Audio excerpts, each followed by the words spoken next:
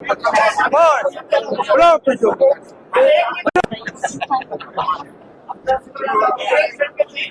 झालं याच्यात टाक ना. म्हटलं तर जेलतो मी जा. हा बोल आता काय. हे आमच्या महिलांचं घ्या अगोदर सगळ्यांनी. म्हणतात नेहमी पुरुषच असतात तुमच्यावर, आम्ही नसतो. म्हटलं चला साहेब, तुम्हाला या महिलांनी सगळा घेरावा घातलेला आहे आणि तुम्हाला ते म्हणताय निवडणूक लढा, त्यांचं तुम्ही ऐकणार आहात का? असं आहे की महिलांचं असं महिलांना आता पहिला प्रेफरन्स द्यावा लागतो. त्यामुळे आमच्या ह्या सगळ्या भगिनी आलेल्या आहेत. त्यांचा आपण नाराज आहोत. अरे मी कसला नाराज आहे. आयुष्यामध्ये काही गोष्टी येतात आणि काही गोष्टी जातात. जो मिल गया उसी को मुकद्दर समझ लिया.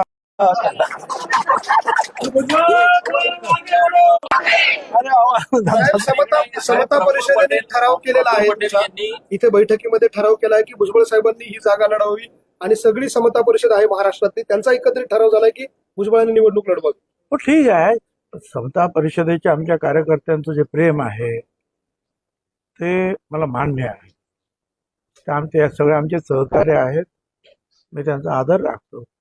शेवटी राजकारणामध्ये वेगवेगळे फॅक्टर्स काम करत असतात, वेगवेगळे विषय पुढे येत असतात, वेगवेगळ्या अडचणी पुढे येत असतात. आणि आता मी तो निर्णय घेतलाय. आयुष्यामध्ये मी एकदा फक्त तिकीट मागितलं होतं, ते म्हणजे मुंबई महानगरपालिकेच्या नगरसेवक पदासाठी बाळासाहेब ठाकरेंकडे. त्याच्यानंतर मला कधी तिकीट मागण्याची पाळी काही आली नाही. सुद्धा सगळे प्रश्न सुटले, पण नाशिकचा तिढा काही सुटत नाही. पण मग आपला दावा नाशिकच्या जागेवर आहे ना. आमचा दावा नाशिकच्या जागेवर आहे आणि आमच्याकडे आहेत ना उमेदवार. आमच्याकडे माजी खासदार देविदास पिंगळे आहेत, आमदार माणिकराव कोकाटे आहेत, नंतर ते काय ते अरिंगळे महाराज ते आहेत. महिला पाहिजे महिलांसुद्धा आमच्याकडे आहेत. ते आपल्या जिल्हा अध्यक्ष काय त्यांच्या बलकवडे मॅडम आहेत, इथे आहेत. या इकडे एवढ्या सगळं उभ्या राहिले. उभं राहायला आमच्याकडे माणसं खूप आहेत, कारण आमचे हे लोक हे सतत काम करत असतात. काय फक्त निवडणुकीच्या वेळेला आलेले नाहीत ते, त्याची काही काळजी करायचं कारण आहे. आमच्याकडे उमेदवार खूप आहेत, परंतु अगोदर ते कुणाला द्यायचं हे ठरलं पाहिजे. पण उमेदवाराचा काय तोटा आहे? बीजेपीकडे पण काही तोटा नाही हो. बीजेपीकडे 3 आमदार आहेत. परत ते काय नाव ते पुजार हे पाटील काय धनगर पाटील आहेत. परत ते संत शांतिगिरी महाराज आहेत, नंतर आमदार आहेत, असे आहेत ना खूप. तसे शिंदेकडे पण आहेत, गोडसे आहेत, बोरसे आहेत, करंजकरांना विचारता येतं.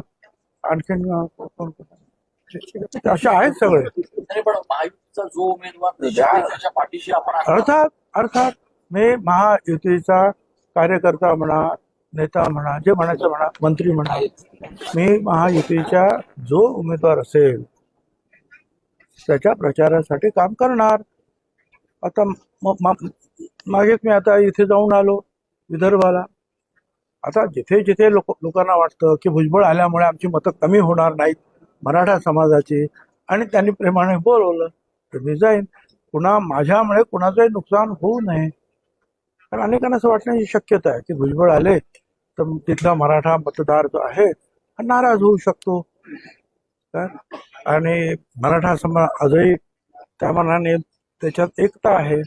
इतर समाजांमध्ये जे आहेत ओबीसी म्हणा, भटके विमुक्त किंवा याच्यामध्ये अजून तशी ती एकता, ती भीती अजून राजकारण्यांना वाटत नाही जी त्यांच्याबद्दल वाटते. असं होत असतं. निर्णय जो घेतला होता त्याच्यावर ठाम आहात का? किंवा या काय आहे कार्यकर्त्यांची जी मागणी आहे त्याच्याबद्दल काय विचार कराल? कार्यकर्त्यांची मागणी असते, त्यांचा आता हळूहळू त्यांची समजूत काढावी लागते. आणि ज्या कोणाला तिकीट मिळेल त्याच्या कामासाठी आपल्याला तयार व्हावं लागतं. हे काय माझ्या आयुष्यात झालं. आता 57-58 वर्ष राजकारण करतोय. या अशा सगळ्या गोष्टी मी पाहिलेल्या आहेत. त्यामुळे मी माझ्या कार्यकर्त्यांनी इतर नेत्यांनी जे काही प्रेम दाखवलं, विश्वास दाखवला, विशेषतः दिल्लीच्या जे अमित शाह असतील, ते पंतप्रधान असतील, मोदी साहेब, विश्वास दाखवला. परत सांगतो, मी फार आभारी आहे त्यांचा. साहेब आपण मागे म्हटलं होतं पत्रकार परिषदेमध्ये की जर उशीर झाला, उमेदवारी जाहीर करण्यासाठी उशीर झाला तर त्याचा परिणाम नाशिक लोकसभेच्या महायुतीच्या उमेदवारावर होऊ शकतो, विजयावर होऊ शकतो. तुम्हाला असं वाटतं की ऐन वेळी जर अशी शक्यता झाली, केंद्रीय नेतृत्वाने पुन्हा तुम्हाला आग्रह केला तर तुम्ही भूमिका बदल? मी नाही आता सांगितलं नाही म्हणून आता नाही मला उभं राहता येणार. आणि दुसरं म्हणजे मी सांगितलं मगाशी तुम्हाला की तिन्ही आमच्या पक्षाकडे जे आहेत अनेक उमेदवार आहेत काय जे लढू शकतात.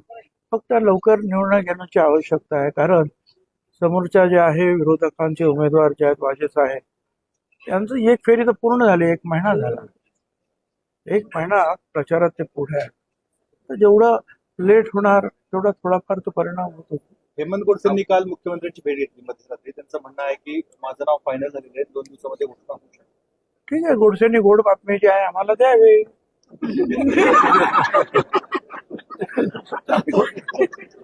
आपण महायुतीचे वरिष्ठ मंत्री म्हणून काम करतो साहेब, नाशिकच्या जागेवरती निर्णय घेण्यासाठी इतका विलंब का होतोय? आपल्याला काय कारण वाटतात? आता तो खरं म्हणजे हा प्रश्न ते वरिष्ठ नेते जे आहेत मुंबईतले महाराष्ट्राचे त्यांच्यासाठी आहे. मी काय सांगायचं नक्की काय असेल, काय कारण असेल. काही लोकांना इथले असं वाटत असेल की आपण भुजबळांचं काम केलं तर मग पुढे आमदार केला मराठा समाज आमच्या विरुद्ध जाईल का, हा ही अडचण असू शकते. काही लोकांना असं वाटेल मी इथं उभं राहिलो तर इतर ठिकाणी मराठा समाज नाराज होईल का, असू शकतो. मग सांगितलं त्याचं उत्तर मी काय आणि मग हेही तुम्हाला सांगितलं की खरं आहे की मराठा समाज जसा एक खरं म्हणजे मराठा समाजाच्या विरुद्ध मी कधी नव्हतोच. आता सुद्धा इथे जे आहेत आमच्या या भगिनी त्याच्यामध्ये अनेक मराठा आहेत काय, आम्ही त्यांच्या विरुद्ध नव्हतो. आमचं म्हणणं एवढं होतं की वेगळं आरक्षण द्या आणि तो माझा मुद्दा जो आहे वेगळं आरक्षण त्याप्रमाणे दिलाय, त्याप्रमाणे दिला. आणि प्रत्येक नेता जो आहे प्रत्येक पक्षाचा हेच सांगत आला, म्हणजे पवार साहेब असतील नाही तर आणखीन काँग्रेसचे असतील नाही तर आमचे असतील.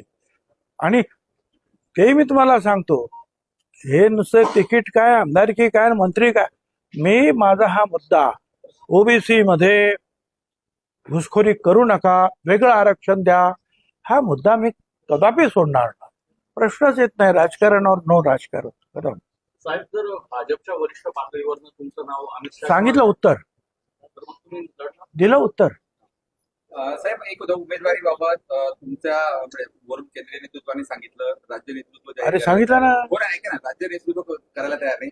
यामध्ये महायुतीतला पक्ष असलेल्या म्हणजे तुतारी वाजवणारा माणूस आणि दुसरं तुतारी चिन्ह अनेक ठिकाणी वाटण्यात आलेलं आहे, बारामती, माढा अशा ठिकाणी. त्याच्यामुळे मोठा संभ्रम त्या ठिकाणी निर्माण झाला आहे. त्याच्यामुळे आक्षेप घेतला जातोय की अशा पद्धतीचं चिन्ह देऊ नका म्हणून. हो ना, आता तुताऱ्या वाटल्या, कोणी घड्याळा वाटतील, कोणी मशाली वाटतील, कोणी धनुष्यबाण सगळीकडे घेऊन जातील, कमळाचं फूल कोणतरी. आता हे वेगवेगळे जे फंडे असतात निवडणुकीमध्ये ते सगळे करत असतात. फक्त ते जे आहे ते त्यांच्या खर्चात बसलं पाहिजे एवढं लक्षात ठेवायला पाहिजे. साहेब प्रश्न असा होता की तुतारी वाजवणारा माणूस हे राष्ट्रवादी काँग्रेस पक्ष शरद ते पवार तुतारी वाटतात का तुतारी वाजवणारा माणूस वाटतात? माणूस आहे असं ते चिन्ह आहे. आणि दुसरं तुतारी चिन्ह ते देखील निवडणुकीमध्ये काही अपक्ष वाटण्यात आलेलं उमेदवारांना आहे. अपक्ष तुतारी चिन्ह देण्यात उमेदवारांना आलेलं आहे. अच्छा अच्छा अच्छा, काही लोकांना तुतारी चिन्ह आहे, काही लोकांना तुतारी माणूस आहे. वाजवणारा माणूस आणि तुतारी चिन्ह हो. असेल. त्याच्यामुळे गल्लत मोठ्या प्रमाणात त्या मला असं ठिकाणी वाटतं की आक्षेप त्याबद्दल जे आहे निवडणूक आयोगाने ताबडतोब निर्णय घ्यायला पाहिजे, कारण निश्चितपणे याच्यामध्ये जे आहे अडचण निर्माण होऊ शकते. बरोबर. सगळ्यांना धन्यवाद. आणि खरं म्हणजे सगळ्यांना हनुमान जयंतीच्या शुभेच्छा. आणि ह्या शुभेच्छा देण्यासाठीच आमची सगळी मंडळी माझ्याकडे आलेली होती. चला आता झालं, चला चला अरे देतो ना आता.